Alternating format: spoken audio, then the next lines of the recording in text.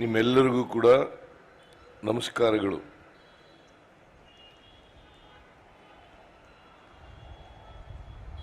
ನಾನು 15ನೇ ಅಂತಾರಾಷ್ಟ್ರೀಯ ಚಲನಚಿತ್ರೋತ್ಸವ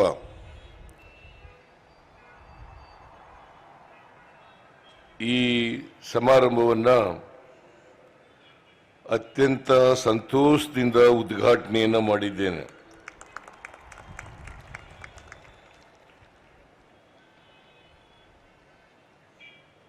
ಈ ಚಲನಚಿತ್ರೋತ್ಸವ ಬೆಂಗಳೂರಿನಲ್ಲಿ ನಡೀತಾ ಇರತಕ್ಕಂಥದ್ದು ಬಹಳ ಸಂತೋಷದ ವಿಚಾರ.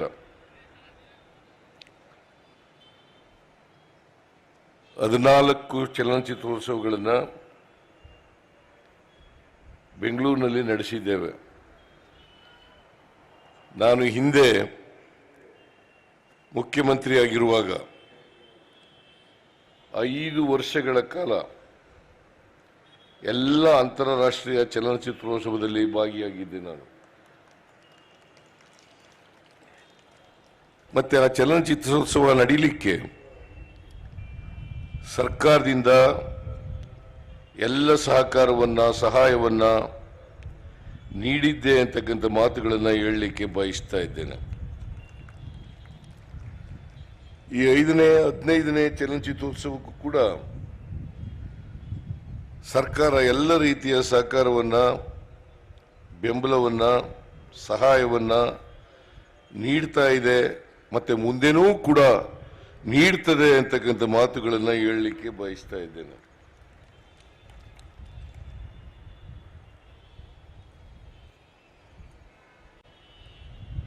ಈ ಅಂತಾರಾಷ್ಟ್ರೀಯ ಚಲನಚಿತ್ರೋತ್ಸವ ಈ ಉತ್ಸವದಲ್ಲಿ ಕನ್ನಡ ಚಿತ್ರಗಳ ಅಷ್ಟೇ ಅಲ್ಲ, ಅನೇಕ ದೇಶಗಳ, ಅನೇಕ ಭಾಷೆಗಳ ಚಲನಚಿತ್ರಗಳು ಪ್ರದರ್ಶನ ಆಗ್ತವೆ. ಬರೀ ಕೇವಲ ಪ್ರದರ್ಶನ ಅಷ್ಟೇ ಅಲ್ಲ,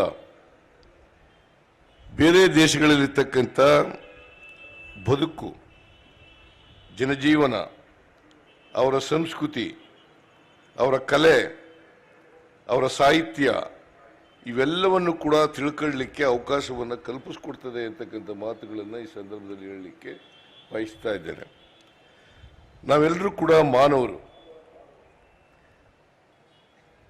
ಯಾವುದೇ ದೇಶದಲ್ಲಿರಲಿ, ಯಾವುದೇ ಧರ್ಮಕ್ಕೆ ಸೇರಿರಲಿ, ಯಾವುದೇ ಭಾಷೆ ಮಾತಾಡಲಿ, ಯಾವುದೇ ಸಂಸ್ಕೃತಿಗೆ ಸೇರಿದಂಥವ್ರು ಇರಲಿ, ನಾವೆಲ್ಲರೂ ಕೂಡ ಮನುಷ್ಯರಾಗಿ ಬದುಕ್ತಕ್ಕಂಥದ್ದು ಬಹಳ ಮುಖ್ಯ. ಯಾಕಂತಂದರೆ ಇವತ್ತು ಇಡೀ ಜಗತ್ತೇ ಒಂದು ಗ್ರಾಮ ಆಗಿದೆ, ಗ್ರಾಮದ ರೀತಿಯಲ್ಲಿ ಇದೆ ಇವತ್ತು. ಇಂಥ ಪರಿಸ್ಥಿತಿನಲ್ಲಿ ಇಡೀ ಜಗತ್ತು ನಾವು ಮನುಷ್ಯರಾಗಿ ಬಾಳ್ತಕ್ಕಂಥದ್ದು, ಪರಸ್ಪರ ಪ್ರೀತಿ ವಿಶ್ವಾಸದಿಂದ ಇರ್ತಕ್ಕಂಥದ್ದು ಅತ್ಯಂತ ಅವಶ್ಯ. ಮನುಷ್ಯನನ್ನು ಯಾವತ್ತೂ ಕೂಡ ದ್ವೇಷಿಸಬಾರದು. ಮನುಷ್ಯನನ್ನು ಯಾವತ್ತೂ ಕೂಡ ದ್ವೇಷಿಸಬಾರದು. ಮನುಷ್ಯರನ್ನ ಪ್ರೀತಿಸಬೇಕು. ಆ ಸಂಸ್ಕೃತಿಯನ್ನು ಪ್ರತಿಯೊಬ್ಬರು ಕೂಡ ಕಲ್ತ್ಕೊಂಡಾಗ ಮಾತ್ರ ಜಗತ್ತಿನಲ್ಲಿ ಶಾಂತಿ ನೆಲೆಸಲಿಕ್ಕೆ ಸಾಧ್ಯ ಆಗ್ತದೆ ಅಂತಕ್ಕಂಥ ಮಾತುಗಳನ್ನು ಈ ಸಂದರ್ಭದಲ್ಲಿ ಹೇಳಲಿಕ್ಕೆ ಬಯಸ್ತೇನೆ. ಯಾಕಂದರೆ ಚಲನಚಿತ್ರಗಳಿದ್ದಾವಲ್ಲ, ಬಹಳ ಪ್ರಭಾವಿ ಮಾಧ್ಯಮ ಇವು. ಚಲನಚಿತ್ರಗಳು ಪ್ರಭಾವಿ ಮಾಧ್ಯಮ. ಯಾರ ಮೇಲೆ ಯಾವ ವ್ಯಕ್ತಿ ಮೇಲಾದರೂ ಕೂಡ ಪ್ರಭಾವವನ್ನು ಬೀರ್ತಕ್ಕಂಥ, ಆ ವ್ಯಕ್ತಿಯನ್ನು ಬದಲಾವಣೆ ಮಾಡ್ತಕ್ಕಂಥ, ಆ ವ್ಯಕ್ತಿ ಆಲೋಚನೆಗಳು, ಚಿಂತನೆ ಮಾಡ್ತಕ್ಕಂಥ ರೀತಿಯಲ್ಲಿ ಅನುಕೂಲ ಮಾಡಿಕೊಡ್ತಕ್ಕಂಥದಕ್ಕೆ ಈ ಚಲನಚಿತ್ರಗಳು ಅತ್ಯಂತ ಅವಶ್ಯ. ಯಾಕಂತಂದರೆ ನಾವು ಬೇರೆ ಭಾಷೆಗಳನ್ನು ನೋಡಿದಾಗ, ಬೇರೆ ಭಾಷೆಯ ಚಿತ್ರಗಳನ್ನು ನೋಡಿದಾಗ ಅಲ್ಲಿ ಯಾವ ರೀತಿ ಜನ ಬದುಕ್ತಾ ಇದ್ದಾರೆ, ಯಾವ ರೀತಿ ಅವರ ಸಂಸ್ಕೃತಿ ಇದೆ, ಅವರ ಜನಜೀವನ ಹೇಗಿದೆ, ಇವನ್ನೆಲ್ಲ ಕೂಡ ತಿಳ್ಕೊಳ್ಳಿಕ್ಕೆ ಸಾಧ್ಯ ಆಗ್ತದೆ. ಮತ್ತು ಕರ್ನಾಟಕದ ಕನ್ನಡ ಭಾಷೆಯ ಚಲನಚಿತ್ರಗಳು ಅಲ್ಲಿ ಬೇರೆ ದೇಶಗಳಲ್ಲಿ ಅದು ಪ್ರದರ್ಶನ ಆದಾಗ ಇಲ್ಲಿನ ಜನಜೀವನವನ್ನು ತಿಳ್ಕೊಳ್ಳಿಕ್ಕೆ ಸಾಧ್ಯ ಆಗ್ತದೆ. ನಮ್ಮ ದೇಶದಲ್ಲಿ ಅನೇಕ ಧರ್ಮಗಳಿದ್ದಾವೆ, ಅನೇಕ ಜಾತಿಗಳಿದ್ದಾವೆ, ಅನೇಕ ಭಾಷೆಗಳಿದ್ದಾವೆ. ಇಷ್ಟೆಲ್ಲ ಇದ್ರೂ ಕೂಡ ನಾವು ಜಾತಿ, ಧರ್ಮ, ಭಾಷೆ ಎಲ್ಲವನ್ನೂ ಮೀರಿ ಮನುಷ್ಯರಾಗಿ ಬಾಳ್ತಕ್ಕಂಥ ಪ್ರಯತ್ನವನ್ನು ಮಾಡ್ತಕ್ಕಂಥದ್ದೇ, ಆ ಸಂದೇಶವನ್ನು ಕೊಡ್ತಕ್ಕಂಥದ್ದೇ ಇಂತಹ ಅಂತಾರಾಷ್ಟ್ರೀಯ ಚಲನಚಿತ್ರೋತ್ಸವದ ಉದ್ದೇಶ ಅಂತಕ್ಕಂಥ ಮಾತುಗಳನ್ನು ಹೇಳಲಿಕ್ಕೆ ಬಯಸ್ತಾ ಇದ್ದೆ. ಜಬ್ಬಾರ್ ಪಟೇಲ್ ಅವರು ಹೇಳಿದ್ರು, ಜಬ್ಬಾರ್ ಪಟೇಲ್ ಬಾಬಾ ಸಾಹೇಬ್ ಅಂಬೇಡ್ಕರ್ ಅವರು ಕೊಟ್ಟಿರ್ತಕ್ಕಂಥ, ನಮ್ಮ ದೇಶಕ್ಕೆ ಕೊಟ್ಟಿರ್ತಕ್ಕಂಥ ಸಂವಿಧಾನ ಇದೆಯಲ್ಲ, ಅದನ್ನ ಇಂಗ್ಲೆಂಡ್ ದೇಶದ ಮುಖ್ಯ ನ್ಯಾಯಾಧೀಶರು ಹೇಳ್ತಾ ಇದ್ರು, ಇದು ಅತ್ಯಂತ ಶ್ರೇಷ್ಠ ಸಂವಿಧಾನ ಅಂತಕ್ಕಂಥ ಮಾತುಗಳನ್ನು. ಅಂಬೇಡ್ಕರ್ ಅವರ ಮೇಲೆ ಒಂದು ಚಲನಚಿತ್ರ ಬಂದಿದೆ. ಆ ಚಲನಚಿತ್ರ ನಾವೆಲ್ಲರೂ ಕೂಡ ನೋಡಬೇಕಾಗ್ತದೆ. ಯಾಕಂತಂದ್ರೆ ಬಾಬಾ ಸಾಹೇಬ್ ಅಂಬೇಡ್ಕರ್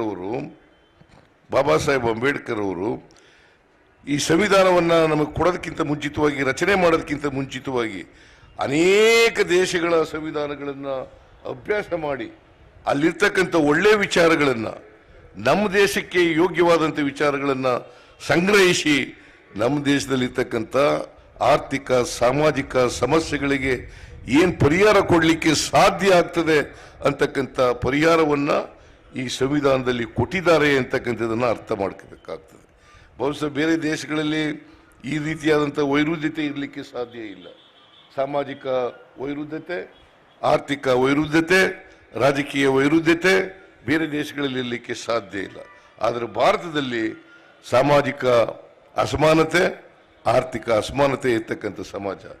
ಈ ಸಮಾಜದಲ್ಲಿ ನಾವೆಲ್ಲರೂ ಕೂಡ ಸಮಾನತೆಯನ್ನು ತರಲಿಕ್ಕೆ ಪ್ರಯತ್ನವನ್ನು ಮಾಡಬೇಕು. ಎಲ್ಲ ಸರ್ಕಾರಗಳು ಕೂಡ ಸಮಾನತೆಯನ್ನು ತರಲಿಕ್ಕೆ ಪ್ರಯತ್ನವನ್ನು ಮಾಡಬೇಕು. ಅದೇ ನಮ್ಮ ಸಂವಿಧಾನದ ತಿರುಳು ಅಂತಕ್ಕಂಥದ್ದನ್ನು ಕೂಡ ಹೇಳಲಿಕ್ಕೆ ಬಯಸ್ತಾ ಇದ್ದೇನೆ. ಅದರಿಂದ ಅಂಬೇಡ್ಕರ್ ಅವರ ಮೇಲೆ ಕನ್ನಡ ಚಿತ್ರ ಯಾರು ತಯಾರು ಮಾಡಿದ್ರು ಕೂಡ ಅದಕ್ಕೆ ಎಲ್ಲ ರೀತಿಯ ಸಹಕಾರವನ್ನು, ಬೆಂಬಲವನ್ನು, ಹಣಕಾಸಿನ ಸಹಕಾರವನ್ನು ಕೂಡ ಕೊಡ್ತೇವೆ ಅಂತಕ್ಕಂಥ ಮಾತುಗಳನ್ನು ಈ ಸಂದರ್ಭದಲ್ಲಿ ಹೇಳಲಿಕ್ಕೆ ಬಯಸ್ತೇನೆ.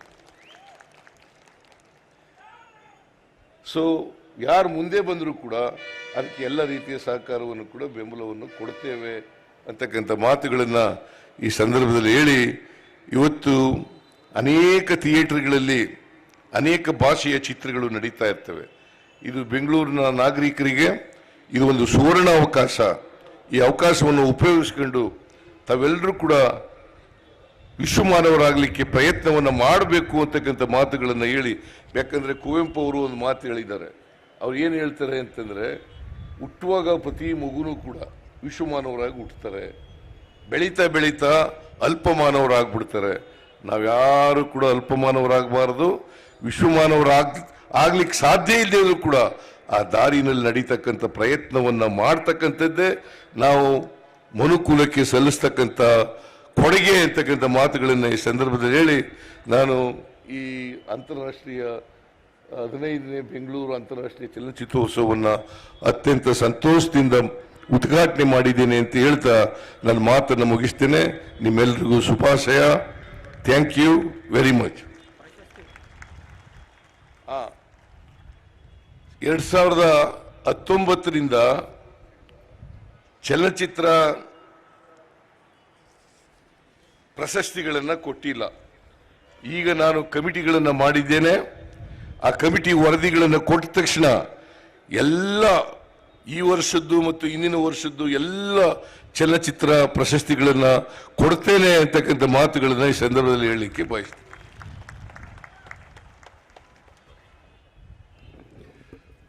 Ladies and gentlemen, the Honorable Chief Minister of Karnataka has assured that there will be total support from his government for the growth and development of the film industry.